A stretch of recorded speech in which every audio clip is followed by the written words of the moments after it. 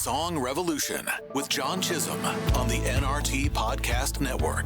Hey everybody, John here. Welcome back to the show. Is it just me, or is the world getting a little bit crazier all the time? Well, it sure seems like it, but what I've discovered is that it's always been that way. People in every age, every millennia have all thought the world was just going to go ahead and spin off its axis because of the political and spiritual and economical weirdness that just always seems to be going down. And so that's why I love to do this show. It's about more than songs for me. It's about creating a better life for ourselves and for everyone around us, whether that's through our songs or just the way we show up in the world with a little more faith and a little more love to help others get through their day. You don't have to be a songwriter to get into the show, and I'm always trying to bring out the best in my interviews so that you can see the human side of the songwriters and artists that I bring on. So thanks for sharing it out to all of your friends and helping us share the love and the love of God and the sheer joy of being creative people. I bet your friends and family would love this show, so thanks for helping us get the word out to help make the world a better place to be. And speaking of the word be, my guest today is a young singer-songwriter and rapper named Sean B. You'll hear all about where that name came from in the show, but I had the best time hanging out with Sean B. and getting to know his story and why he's out to make the world a better place through his music and sharing his own journey to faith in Christ. Sean B. has done a lot of ministry in his young life as a children's pastor and youth minister, but his music was always the passion of his life. He's been releasing singles and making EPs and making some noise about Jesus to the point of being invited onto the Winter Jam Tour this year. So here's a big shout out to you, Sean. Well done, bro. That's a huge break for you, and we wish you all the best as God opens even bigger doors for you. Well, Sean B. came over to the Chiz Pod for our interview, so he got to witness firsthand how cozy and delicious the sound in here is, thanks to the mighty and talented folks over at Music City Acoustics. I chased them down to be a sponsor because I love the sound panels and bass traps that they created for me, and that's the cool thing. They customize everything for your home studio, your business office, or your church, using only the best materials and superb craftsmanship to give you the best acoustics possible in your space, no matter how large or small. You know, I was crazy to think that I could build these myself and get such a stellar result. I mean, they hit this out of the park for me, and it's a joy to recommend Music City Acoustics to you. You can get a free CAD drawing of what their sound treatment would look like in your space by jumping over to musiccityaacoustics.com. That's what I did, and my post-production nightmares are a thing of the past thanks to Music City Acoustics. All of their info is in the show notes, so check them out today. Well, my favorite part of this interview with Sean B. was when he demonstrated his high-speed rapping skills. This dude was moving his mouth faster than humanly possible, and I accused him of flat-out speaking in tongues. He is an amazing rapper, and he's even more of an amazing human who's all about sharing his music and his heart for Jesus to encourage and inspire people that Jesus is there for you no matter what you're going through.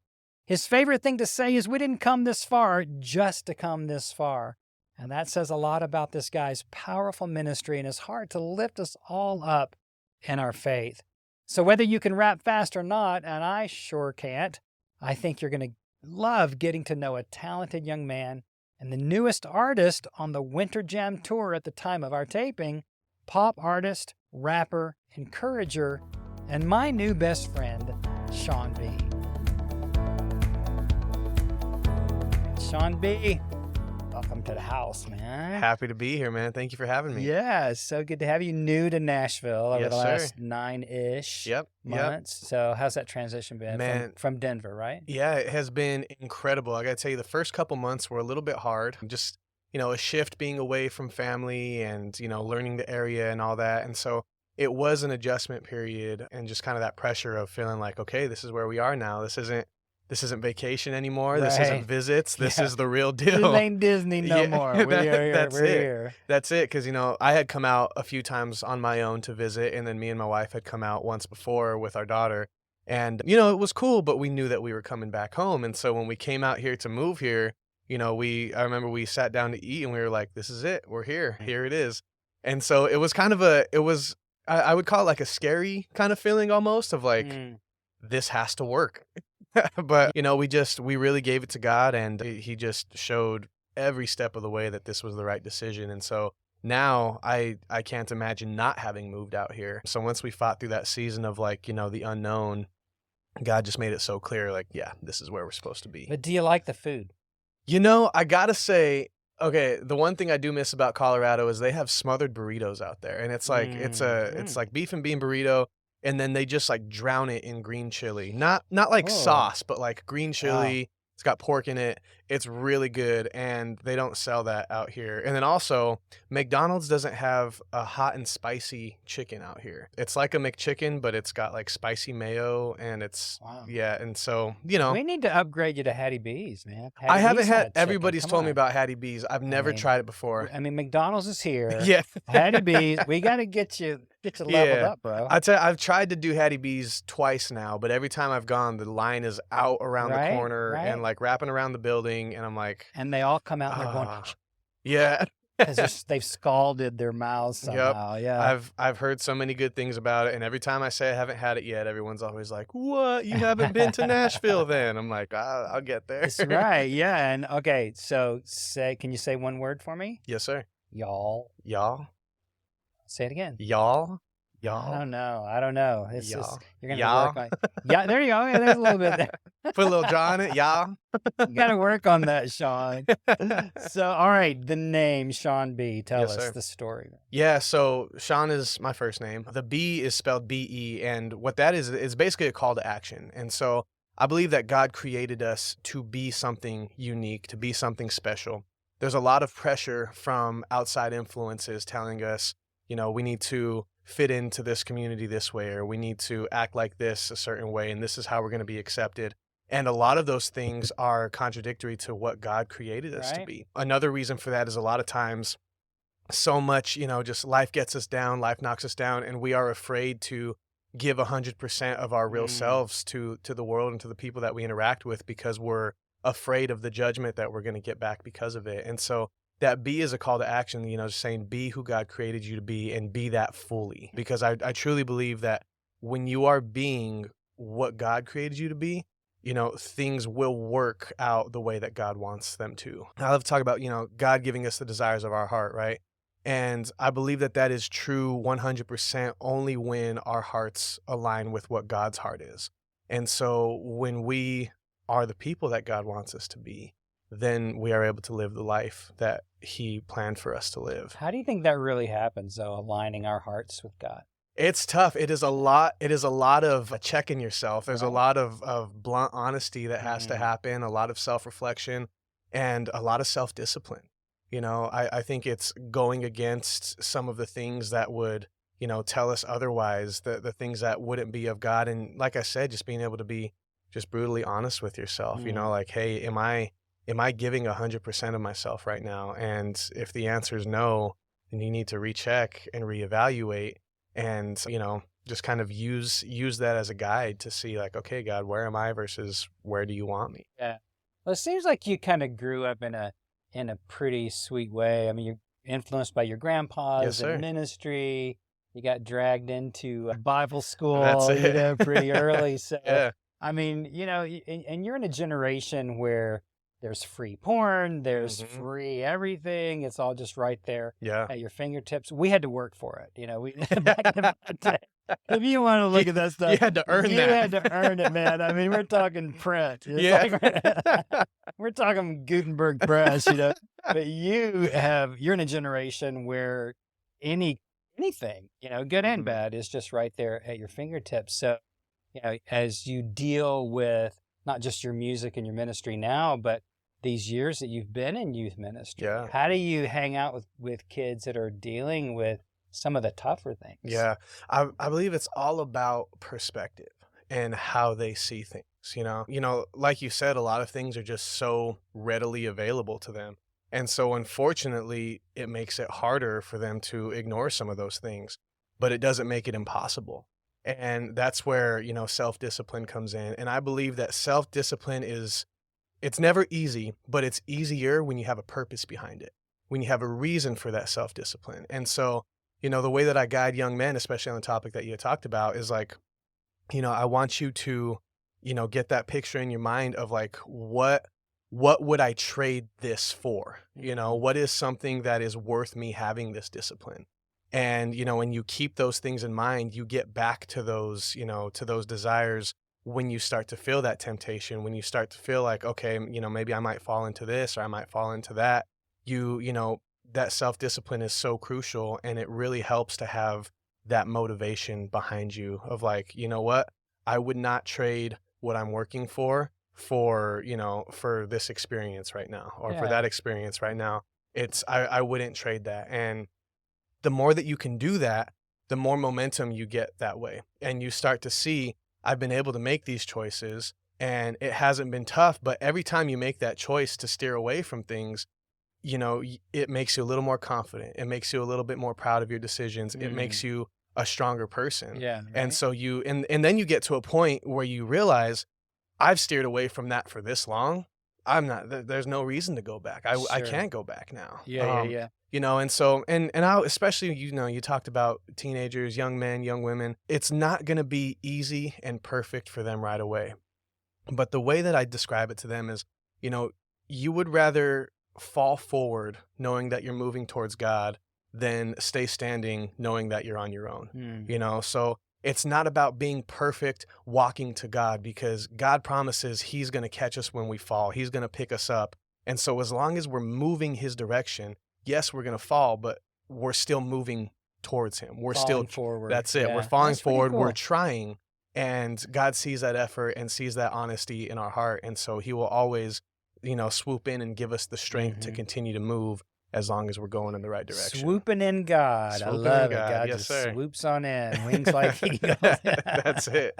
Well, things are just so serious anymore, Yeah. and when I was young, and of course, we didn't have all this in the palm of our hand, and yet to learn how to walk with God was still as serious, and difficult. And, what do you think is the most difficult thing you faced in your spiritual life? Man, I would say for me, it was an issue of pride for sure. I kind of in my teenage years seems to be where everything happens. I kind of developed like this rebellious nature almost, and just this sense of like, oh, I'm going to prove it to everybody. I got a chip on my shoulder. I'm going to do it without you. And I know the best way. You don't know. And that was something that I struggled with a lot. And when you don't get a grip on that, then it can turn to, just kind of isolating yourself, because you start to not trust people. You only trust yourself. It kind of snowballs on top of itself until you just end up in like this really like toxic community, toxic situations that, your pride and the other person's pride and the other person's pride, they all kind of stack up on each other. And then it's just kind of an every man for himself. And, the old crabs in a bucket analogy, nobody wants to see anybody else succeed and, stuff like that. So that was one of the biggest things that I struggled with, was being able to realize that, hey, this story's not about me. That I've been making it about me for so long, and not only am I not benefiting myself, but I'm not benefiting other people around me, and I'm not benefiting the ministries that I'm involved in the way that I could be, because I'm trying to make it all about me. And I think, in church and life, anything like that happens a lot. People get hung up on titles. People get hung up on who's in charge. People get hung up on, on who's doing better than me, Right. And then it becomes this comparison thing. And when you're constantly comparing yourself to others, you're never happy with where you are.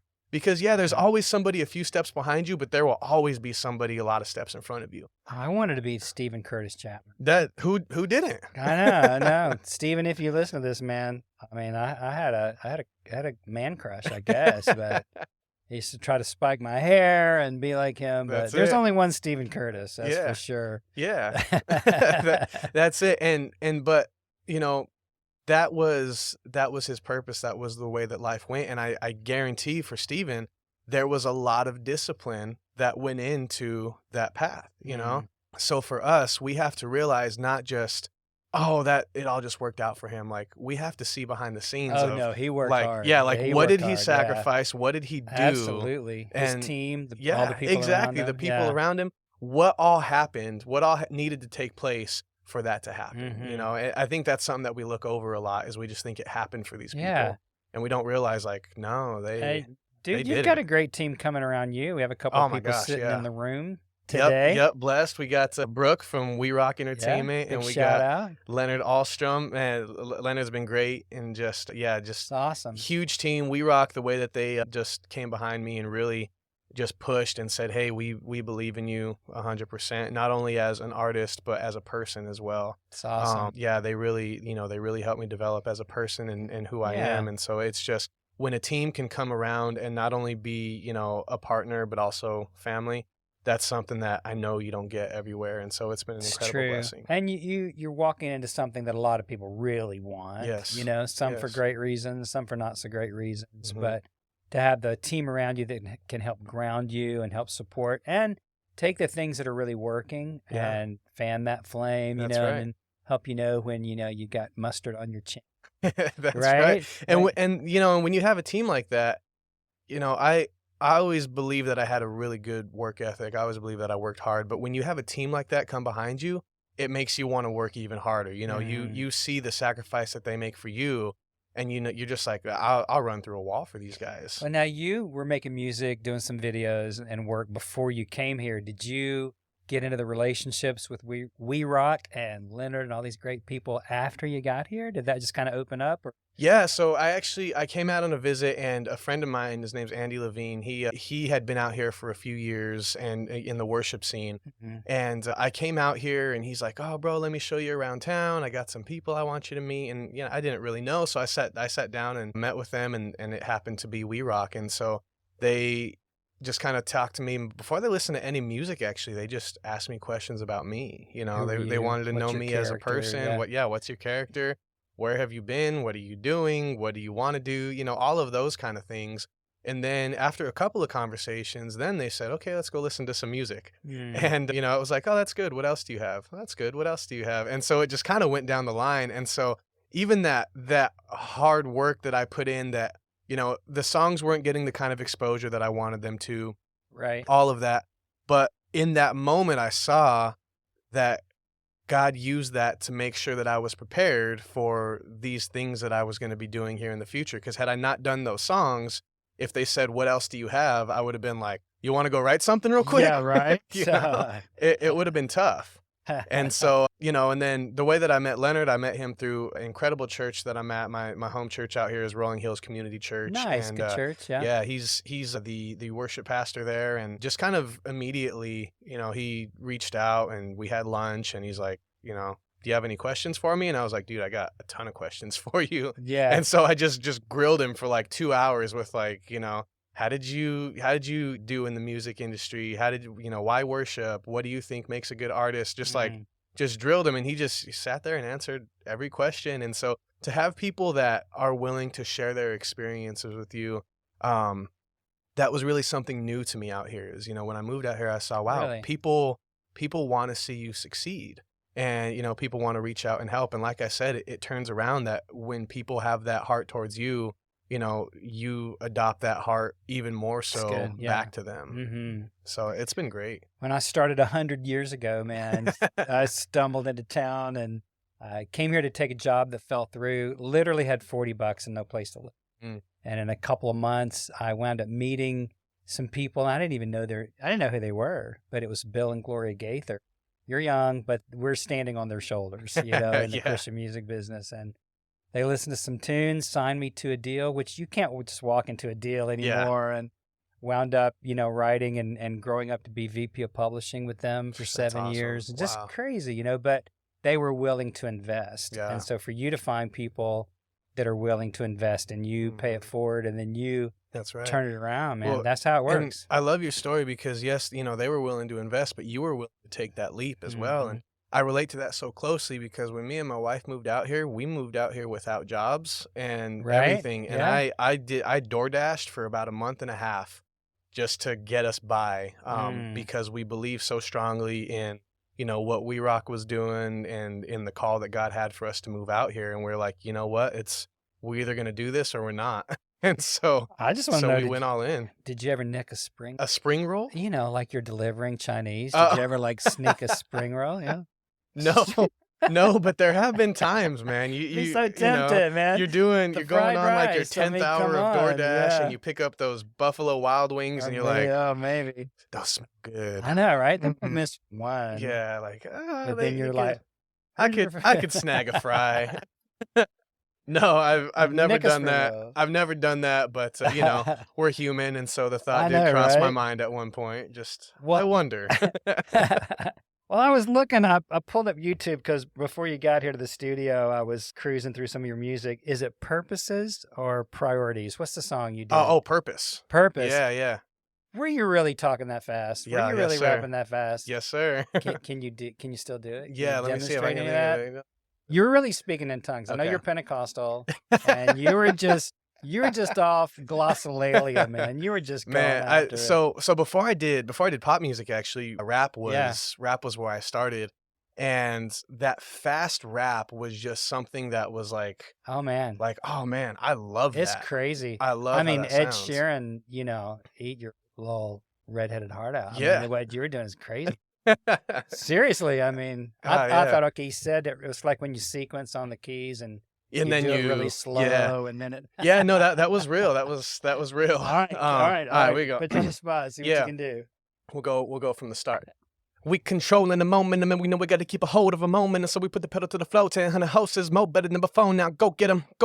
Let 'em pedal, put it to the metal, elevate a level, needle in the red. I never set up for the 7 metal, devil metal with the copper. Do my god, I duck a devil like a pedal was about the thorns, and I'ma never let him win full of adrenaline, even more than I ever been on my devil, and let him in, light him in like Edison, and when the pressing and freshen like I begin again, pinning my story in and sending the guy for edited, never, but when you're sending me, still I'm gonna go with energy, overcome every enemy, any weapon, and never be risen to be the death of me, busted to be the breath of me, pray to God through me, they see we do it on purpose. And I'm getting the interpretation. Yeah, The no, I'm really not supposed to do that interpretation without interpretation. So if somebody in the room can just, The Lord says, "I love you." well, and I gotta Dude, wait, that was a moment. I mean, that was unfreaking believable. Thank you, dude. you. Dude. I gotta break that down because a lot of people are like, how do you do it? How do you do it? When you break it down, it's a lot of syllable words. So the words are, controlling the momentum. Like Yeah. it's one word at a time, but it's just broken down, and so it kind of almost sounds cooler than it is when when you slow it down. It's like the word count's not that much, the syllable count's just a lot. But yeah, Well, I'd try to imitate you, but I might say a cuss word or something. I want to be careful not to embarrass myself. That was phenomenal, dude. Thank you. That's very impressive. The other song that really kind of blew me away, I'm assuming, was it Intensity, a song to your wife? Yeah. Dude, I mean, come on. Yeah. That was sweet. Thank you. Yeah, that was a YouTube exclusive. We didn't have it up on streaming or anything. It was the video that was really important to us there. Yeah. That was, a lot of people ask, like, how much did this video production cost you? And I was like, well, that was my wedding. So, like it wasn't, So we filmed the wedding, and man, that was just a super. And what's her name? Super special day, Marina. Beautiful. Yes, Beautiful yes. dress. Beautiful. Just the whole thing was Oh, just yeah. stunning. It's like, is this The Bachelor or what is this? I mean, it was like, two models, just gorgeous people and that beautiful song. Yeah, to so be able to moving put and those intense. worlds together and kind of put my two passions, Yeah. my wife and the music, No, to be she's able your to. one passion besides yeah. Jesus. Well, of you course, know. Big passion. Big passion. yeah, there's like up there and then there's everything else. But to see those things, kind of be able to be together on something was just really cool. Well, And so, it was gorgeous. yeah, such man. a special thing. She's blessed. And the coolest thing is, like, our daughter, she's 2 years old, and she likes to listen to daddy's music, and we put the music videos on the TV, and she gets so excited. She goes, Mommy Daddy's song. Aw. And that's the song that she's talking That's so about. And sweet. so in the new music video for Step Into My I Story, was gonna ask you about she that, actually yeah. flashes in that video a couple Does times, she? and she gets so excited. Little She's like, cameos. "Oh, it's Lena." Yeah. She gets so excited. And yeah, so that music video, it was a huge blessing to be able to do that. Talk And about that song and the making of the video and kind of what's going on with that right now. yeah, which one? Step Into My Story. Step Into My Mhm. Step Into My Story was crazy. So that was actually the first song that I wrote when I got out to Tennessee, Yeah. and I didn't say it at the time, but that was actually also my first co-write that I With did Tony. with Tony Yeah, Wood. Tony Yeah. Wood. And Tony walked in, and the first words that he said to me, he goes, "I'ma do me," and that's like the chorus of one of my songs that I had Gotcha. put He was out. studying And up. I was like, "What? Yeah, Okay, that's yeah. cool." So like he came in prepared and stuff, but I was just, I was new, and so I'm thinking like, Tony's done a lot of stuff. He doesn't really have any interest in writing with the new guy in town, but he did. He came in, and I was able to learn a lot, and he was just, super humble about the things that he had done, and that was really cool. And so, Step Into My Story, we say that it is a surrender to God's will over our life, over ours. And it kind of gets back to that pride thing of, like, I know the way that I'm trying to make things happen, and then there's the way that God wants things to happen. They may not always align. When they do align, it's really cool. Mm. But, if we don't have Jesus in our stories, then we're trying to do things a completely different way. Yeah. So it's a song of surrender to God's will, but then my favorite part of the song is it's a declaration of belief in his purpose for us. And that comes in the bridge where it says, "We didn't come this far just to come this far." And man, I believe that so much, because when you have God in your story, he not only gives hope for your future, but he gives purpose to your past. He repurposes your past. And Wow. so That's good. everything that you've been through, to this point in our life, we think it's just a bad memory. It's just a season of hurt. But with God in our life, he gives purpose to that and turns it around and says, no, your story, I'm going to use that story to glorify me, and I'm going to use that story to save somebody else that's about to go through that same chapter. Sweet. And so it's just one of those things where it doesn't matter what you've been through, the worst of the worst, but your story can save a young person from drug addiction. It can save a young person from, gang affiliation, from anything like that. Your story has the power to impact a life like that. Right. Because, kind of like I mentioned at the beginning, once you realize your story is not about you, it's about what God has done through you, then you can give that up to God and say, okay, this is where I was, this is where I am now, and God is the reason why. So let me share that with you before you go through where I was. Exactly. Let me let you skip point 2 and just get you straight here. You Yeah. know. And even if you decide to go through, Yeah. you Yeah. know, Yeah. 1, Exactly. 2 to whatever, Exactly. he's Sometimes still there and in you all of still it. walk through, Yeah. but there still is purpose for that. It's great. And so we didn't come this far just to come this far. It definitely means that there's hope for a future. But I believe that even more importantly, people need to know that there's hope for their past as well. Love that. Nothing's wasted. Nothing. God uses Yeah. it all. That's it. What song are you going to do for us today, man? Oh, we are going to do Step Into My Story, actually. Awesome. Good Yes, setup sir. for that. And Mr. Leonard Alstrom's going to accompany you. Oh, yeah. Awesome, man. Well, good to have you. We wish you the best, Okay, Sean B. thank you for having me. This is great.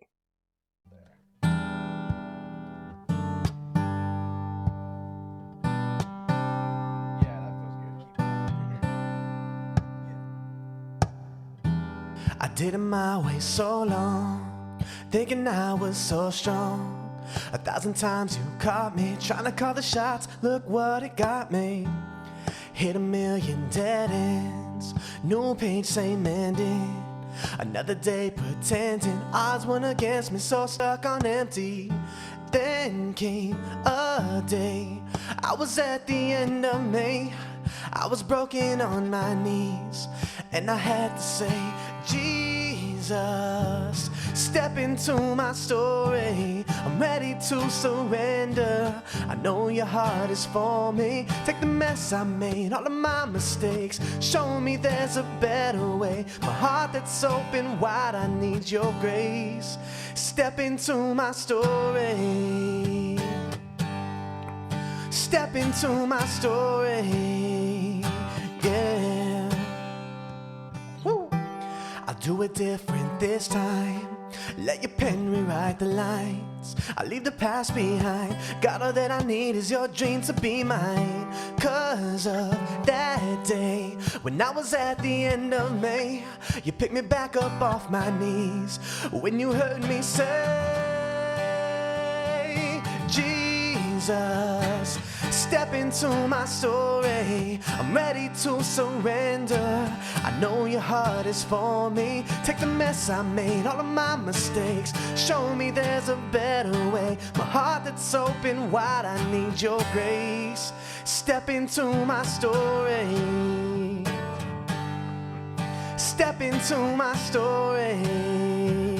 Yeah, come on. 'Cause we didn't come this far just to come this far, just to come this far. Yeah, now let me hear you say, we didn't come this far just to come this far, just to come this far. Jesus, step into my story. I'm ready to surrender. I know your heart is for me. Take the mess I made, all of my mistakes. Show me there's a better way. My heart that's open wide, I need your grace. Step into my story. Step into my story. Yeah. Step into my story. Hey, thanks for joining us on the show today. I hope that you'll jump over to NashvilleChristianSongwriters.com and check out all the resources there to encourage you in your own songwriting. And if you like what we're doing, why not share this episode out on your socials? You can find the link in the show notes. We'll see you next time.